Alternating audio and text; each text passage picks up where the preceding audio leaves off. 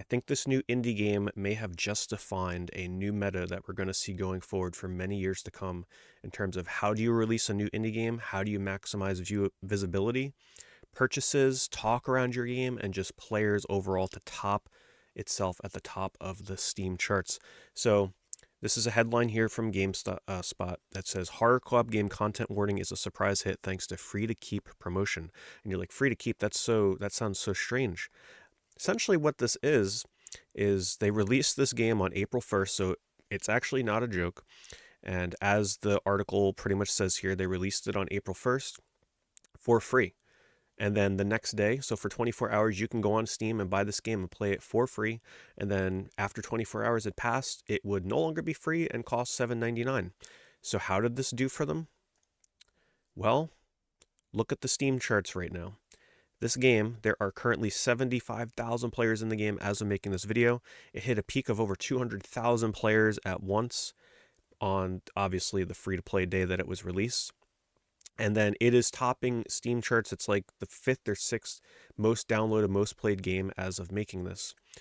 Upon looking at the game, I'm not a super big fan of the way that it looks. It doesn't look like a game that's for me.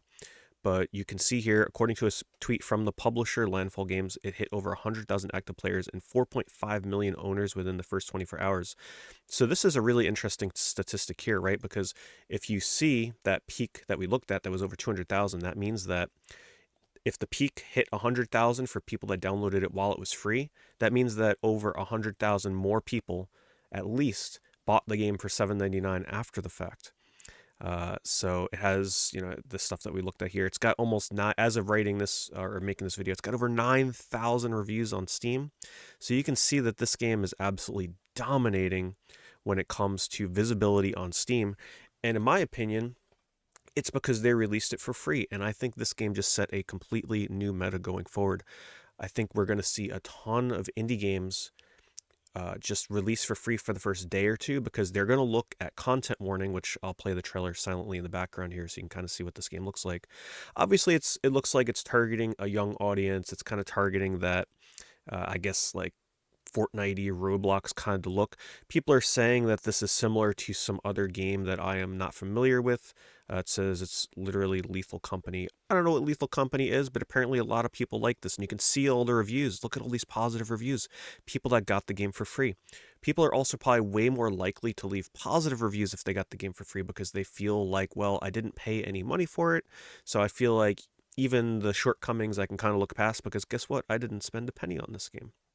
Now, whether or not this can kind of manipulate the reviews on games going forward is definitely a topic of discussion because, hey, a lot of these people that leave reviews early on didn't buy it. Maybe they're just feeling really generous, and then going forward, are the people that are leaving reviews when they paid $8 for it going to feel the same way? I don't know. That's going to really be something to pay attention to going forward with future games. But what do you guys think of this tactic for marketing? I think this is honestly genius. Because they knew essentially like, hey, let's release this game for free. We know we've got a pretty good game on our hands here that people seem to enjoy. Release it for free, get it rolling up the Steam charts, get it, friends playing it and saying, hey, come download this game. It's free for just this one day only. You get a ton of people playing the game, and it kind of just snowballs from there. And apparently it's working for them because guess what? It's still selling copies even at $8.